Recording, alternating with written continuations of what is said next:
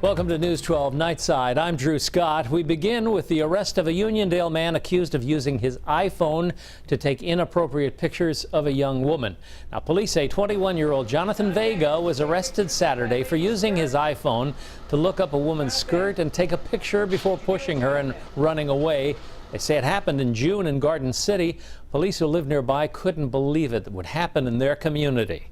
It's surprising. I mean, in this neighborhood, it's not like you don't see people like that very often. Well, last month, Vega was accused in a similar crime. Police say he approached a woman at a Uniondale bus stop, used his phone to look under her skirt, and then groped her.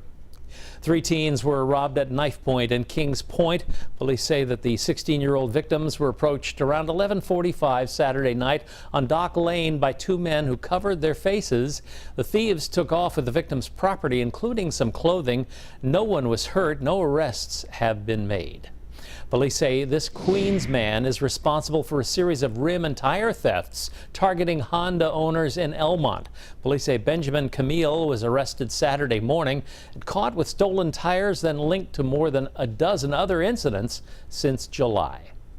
Monday is sentencing day for a Floral Park man who videotaped himself sodomizing young boys. Vincent Calamia was arrested more than 3 years ago. Federal prosecutors say he abused boys as young as 15 years old and videotaped their encounters. They say he may have been abusing children as early as 1982. He faces up to 30 years in prison for each child that he abused. It's also sentencing day for Rosa Bonilla. The Westbury woman was convicted on forgery charges for faking prescriptions for 900 pain pills. Prosecutors say she did it while working for a doctor in Mineola. They say that over a 4-month period, Bonilla forged 10 prescriptions, each for 90 Percocet pills. A woman who was injured in a gruesome accident at a Long Island Bacon Bash program is now in critical condition. Hospital officials updated us on the woman's condition Sunday evening. As we've reported, she suffered serious arm and leg injuries Saturday when a military Humvee kicked into gear, rolled down a hill, then slammed into a food trailer. 3 other people were treated for non-life-threatening injuries. 1 person died and as many as 7 others were injured in a shooting at a Tennessee church. Nashville police say Emmanuel Sampson shot a woman outside the church Sunday. He then went inside, shot 6 others, and pistol whipped an usher before injuring himself and being taken into custody. A 10-year-old boy describes his efforts to protect other children. Somebody just opened the door and we just heard like 3 gunshots, and the little girl shut the door and I heard somebody say, "Get down," and we just started grabbing the couches and the chairs and we did everything we can, like barricade it. Well, the gunman reportedly made a series of bizarre posts on Facebook in the hours before the shooting. President Trump has signed a new travel ban. The president signed the proclamation Sunday, placing new restrictions on citizens of 8 countries. The rules impact citizens of Chad, Iran, Libya, North Korea, Somalia, Syria, Venezuela, and Yemen, and go into effect October the 18th. The restrictions range from full travel bans to more targeted restrictions and suspensions of non-immigrant visas. Trump's son-in-law, meantime, Jared Kushner, used a private email account to talk with White House officials. Kushner's attorney says fewer than 100 emails went through the private account sometime between January and August. The attorney claims that all non-personal emails, though, were forwarded to Kushner's official account and preserved as required by federal law. As crews dig through rubble following a series of devastating earthquakes in Mexico, resilience was on full display Sunday in the capital city. A strong spirit in Mexico City on the first Sunday since the deadly 7.1 magnitude earthquake and the aftershocks that followed. Thousands are turning to their church to reflect. And at the La Basilica de Guadalupe, one of the most important churches in all of Mexico, there's no shortage of hope. We are a country that have a lot of faith. That's why we are here, praying to our mother that have a little mercy to this country that love her very much. It's a country that over the course of a month has endured 4 earthquakes. 3 of them were above a 6.0 magnitude. And just from Tuesdays alone, the death toll tops 300. All of this comes as rescue teams race against time to find any survivors. Back at La Basilica, residents are finding strength in numbers. We thought we were alone, but after seeing this, we're no longer alone. We're now with everyone else in the entire world. It's a city and country still working to rebuild, both through careful reconstruction and, as demonstrated Sunday, through faith. Governor Cuomo has launched the Empire State Relief and Recovery effort to help Puerto Rico meantime after Hurricane Maria. The amount of people who want to help is overwhelming, but we have to marshal that desire to help, and we have to do it smartly, and we have to be organized about it.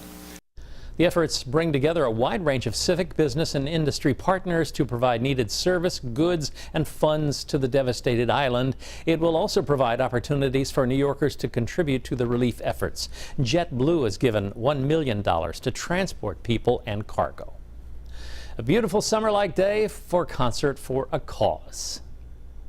Asking people to come over, help donate for the people down in Texas, Florida, Puerto Rico. Help us pay it forward.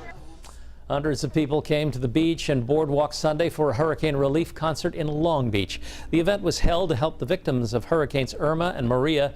Many people say they know what it's like to survive a devastating storm.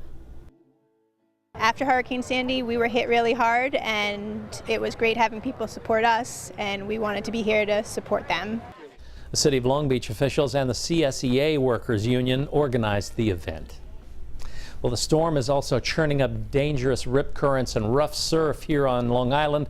There were numerous water rescues made Sunday in Long Beach. For the latest on Maria and its impact on Long Island, we turn now to meteorologist Mike Rizzo. He's at the map now. Mike? Mike, thank you very much. There is a crackdown on illegal use of ATVs in Suffolk County. Crews from several agencies were out in South Haven Park and other spots looking for ATVs in the Pine Barrens on Sunday. The deputy director of the Suffolk County Park Rangers says using ATVs can be dangerous and bad for the environment as well. And when they catch people, they say the penalties are serious. If they're cornered on the first offense, it's usually just going to cost them a lot of money. A second conviction, like I say, can turn criminal. They can go to jail for 16 days, lose their ATV, and pay a large fine. The deputy director says police have seized around 1,200 illegal ATVs over the last 15 years. All right, coming up next for you on News 12 Nightside, sentencing day for disgraced former Congressman Anthony Weiner, how much time he faces for sexting a teenager, and a special tribute for a fallen NYPD detective from Long Island. Those stories and more when News 12 Nightside returns.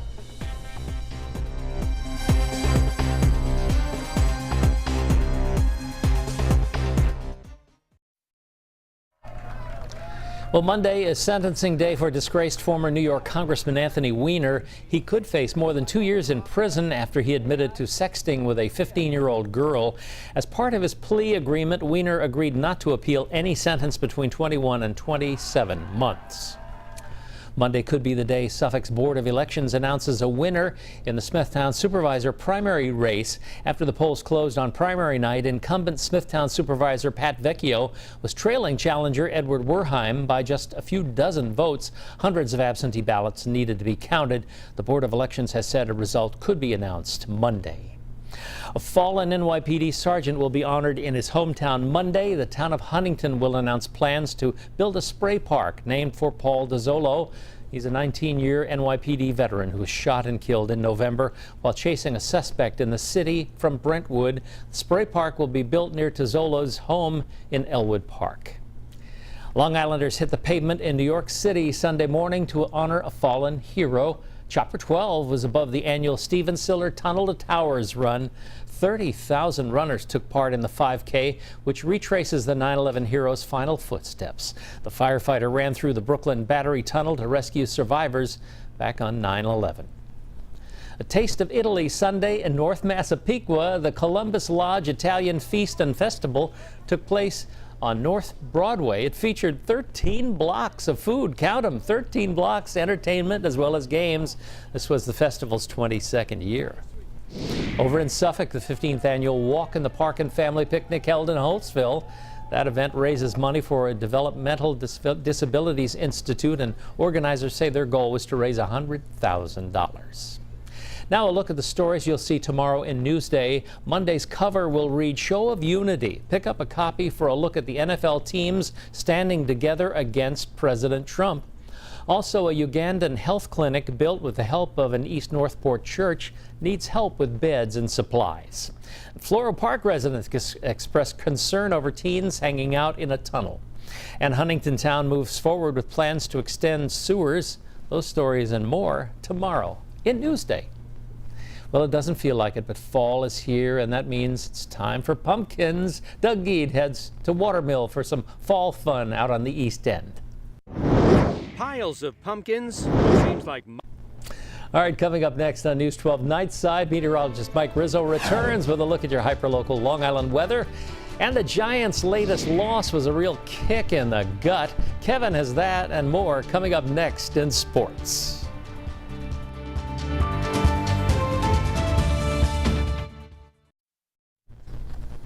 Welcome back. I'm Drew Scott. On Sunday, I promised an important announcement on social media. I'm sorry to say this is my last broadcast at the anchor desk for News 12. I'm retiring after 20 years here and 16 years anchoring right here on weekends. You've been an amazing audience, and my colleagues have been a second family to me. I thank all of you for that. Now I plan to spend a little more time on weekends with my family, but I'll keep busy in a new fight to halt opioid addiction in memory of my late granddaughter, Hallie Ray Ulrich. Thank you all for your kindnesses and your encouragement. All right, it is time for Mike Rizzo to join us now with the latest look at our weather forecast. Yes, before I get to that, I just want to say that you are a true professional. It has been such an honor to be able to work with you. Yeah, it's been both these guys are folks, great. I just say he's such a spectacular individual, such a kind heart, and an excellent journalist. So thank you, and thank you so much for being the legend that you are here at News 12. Gonna miss you guys. I'll definitely miss you too. But let's local forecast. Thanks very much, Mike. Here's another guy I've enjoyed working with over the years, Kevin Marr. To you, my friend. The best in everything you do. He's one of the best ever. All right, rest in peace to the Giants' playoff chances. The Red Sox won today, so that means the Yankees are now 5 games out of first place with 7 to play. That AL East crown slipping further and further away, but you never know. Things happen. That's it in sports. Hey, you never know. You never know. That's right. All right. Thank you, Kevin. For Kevin and for Mike, I'm Drew Scott. Please make it a safe Monday, everybody. More news straight ahead.